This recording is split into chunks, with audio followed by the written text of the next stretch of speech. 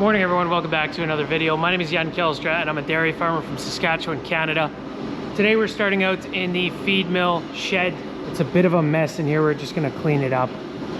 We got blown up hammer mill screens. These pallets have just been yeeted here in the middle. And it could probably use a bit of a broom. So we're gonna do all of that, try to get it done, get it neat. It's a nice little building. There's no use keeping it a mess like this.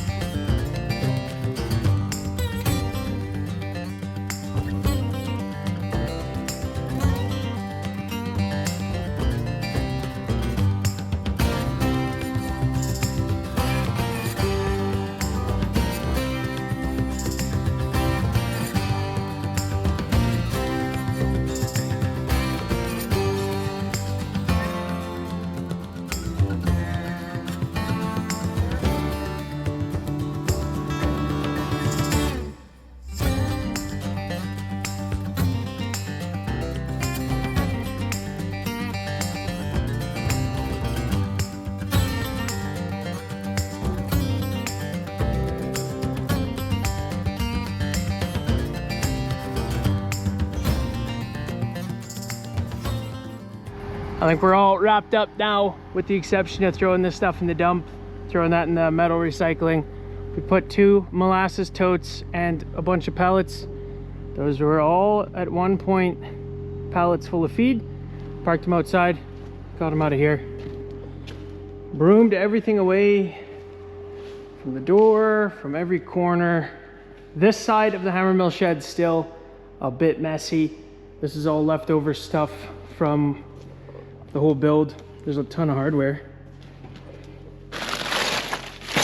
random cable and pulleys, and there's even just a full-on spare electric motor here for one of the augers, but that's good to have. So we are either going to park this all up top there or just buy a shelving unit and store it all in there. Various feeds here, and then we got our Z-Lite, NutriChlor, Energizer, molasses, and then in here is neat as well. Broomed it out.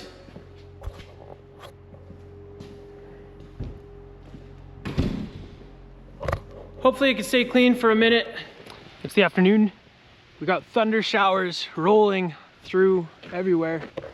One went down south there, one went up north. They're all headed towards the east. And luckily we are still dry. I say luckily because we still have enough moisture for the crops, and we want things to stay dry this week so that we can silage alfalfa. And speaking of silaging, our chopper, it's been fixed up since the last diesel exhaust fluid hiccup. And well, you guys know it now. The title of the video is the chopper is straight piped and deleted. So we got a guy out as soon as the thing was fixed from all the codes were removed. And it was good to go, all fixed up. We figured right away we're just gonna delete it so that we don't run into those issues again.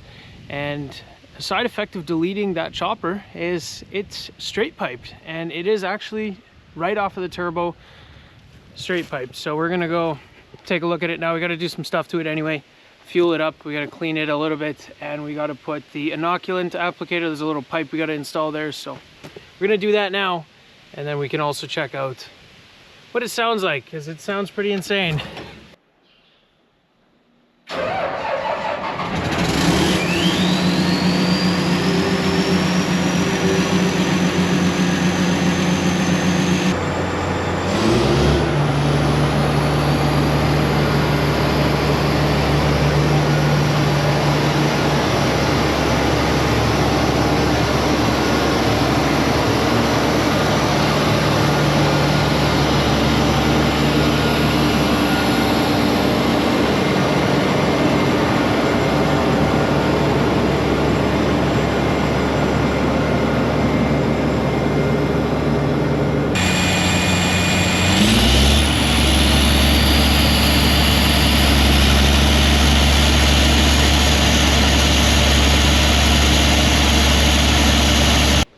So we'll take a look at the upgraded engine. This guy and that guy are now irrelevant and not being used anymore. That big air tank and this huge air tank. It used to feed it from that turbo into here, I believe, and then from there out the exhaust. But now it comes right off of that turbo and straight out. And that's why it sounds so much gnarlier. It's actually not too bad. People are probably gonna question or say like, dude, that's gonna be so awesome for 5 minutes until you hate it because you gotta sit in the cab all day. But it's not that bad at all. It's aiming straight back, the exhaust, and that cab is actually really quiet. It's impressive how quiet that cab is to start with. So it's still quiet in there. You can still just talk normal with a person when they're sitting in there. So it's no worry.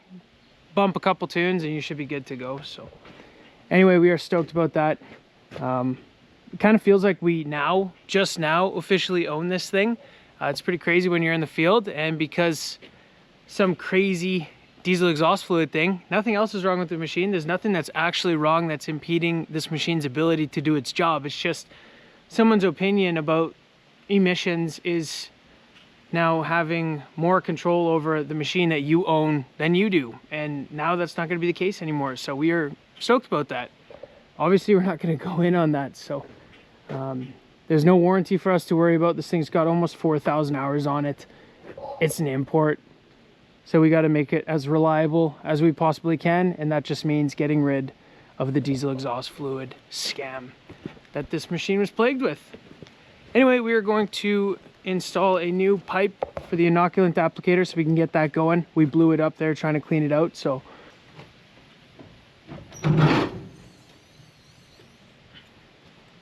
right here is the inoculant pump box, whatever you want to call it. We got to put a new hose in here and get that dialed in, and then we got to put a different nozzle on there, which this is full of nozzles, so we'll figure it out. Pretty interesting setup.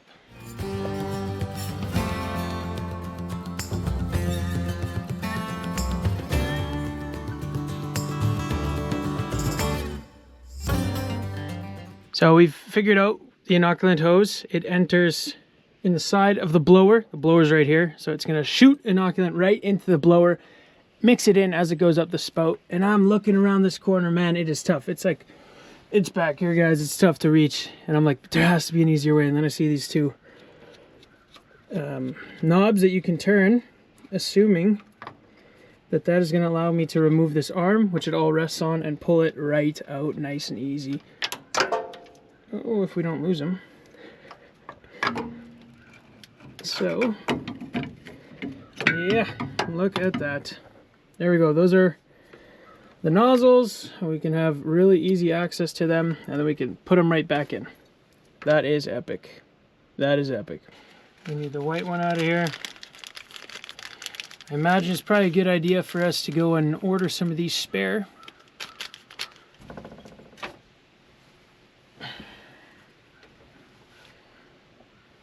Very nice. Put that in there. Now we gotta wiggle this back in.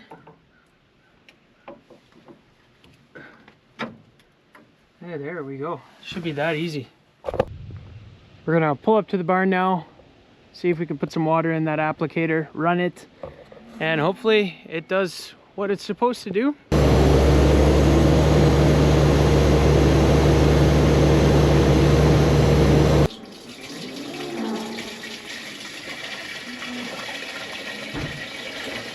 Got that thing filled with water. All that's left to do is turn it on and make sure that it's spraying where it's supposed to be into that blower area. Auto, it will apply the additive as it's sensing crop flow, and then on is just constantly on, and you can see that it's constantly on there.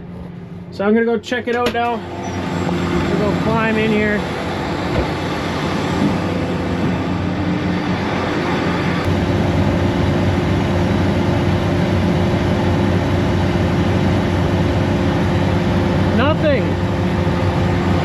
Nothing's coming out.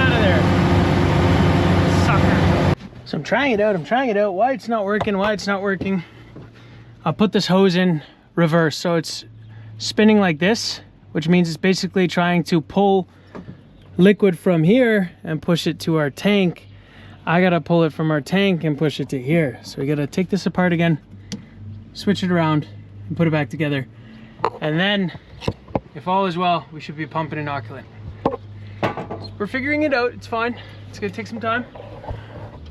Can't get it right every single time on the first try.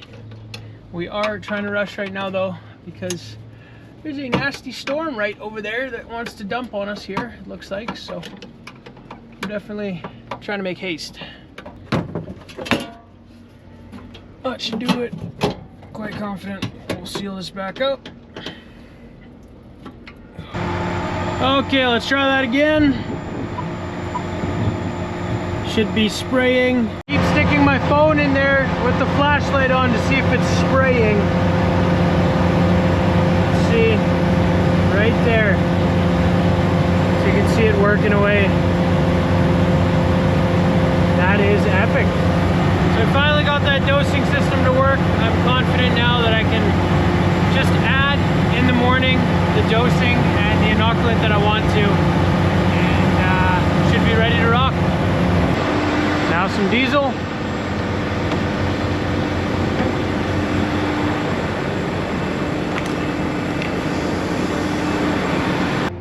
Okay, well, I was gonna try and get this thing fueled up before we got dumped on, but it just started pouring, so we'll park it in the shop and then we will continue with this later. Still not the guy that got the short end of the stick. That is rushing in that auger inside quick. Poor guy's just getting soaked out there. Well, pretty much as soon as I got it parked inside, it quit raining. There is, though, pretty dark, mean looking cloud on the horizon over there, so we'll get it finished later today. We'll put some fuel in there, if not tomorrow. We want to take a room out of this calf barn and move it into this calf barn, but we're gonna wait till that shower passes. In the meantime, I'm going to take the New Holland wheel loader and we're gonna go put bedding in the milking pack, which is at the back of that barn right there.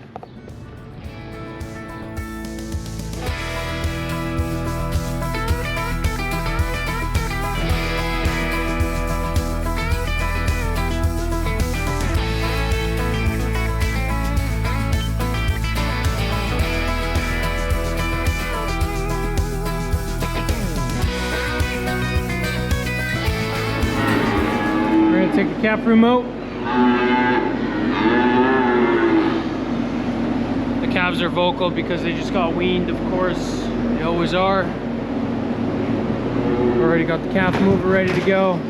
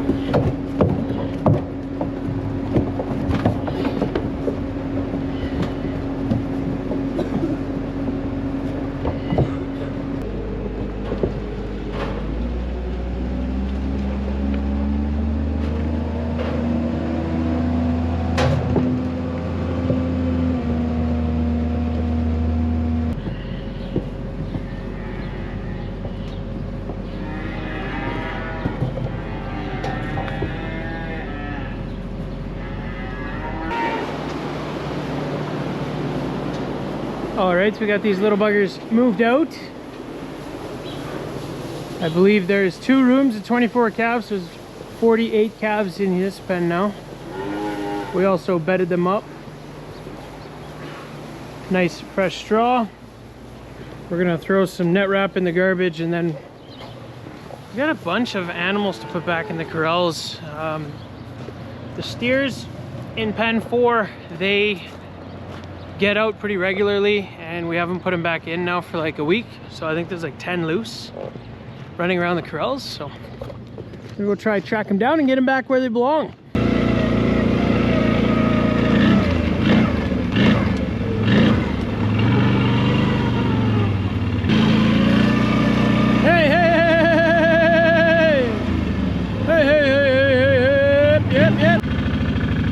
Well, we got them buggers back in the corral. Hopefully they stay in there for a while. Next thing I'm going to do is fix a board in the corrals. One just came off that we're going to fix right away. I see a calf out here. We literally just put 6 steers in, and others heifers come out of this pen. They sneak around, they hide. But I'll give Dad a call. He's just busy behind the corrals there leveling some crushed concrete. So he should be able to come and help us right away. Another calf got out. Yeah. No, this one's a heifer. Okay. Bye. Oh, little baby. Nice.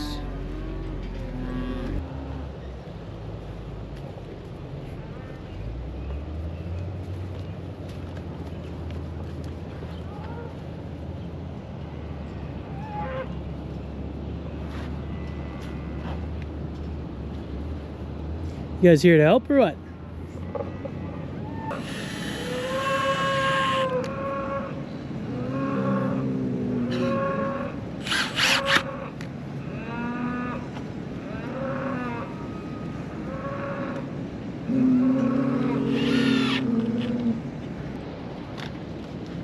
Got it repaired. It's a little short, but that'll stop them from tearing it apart even further.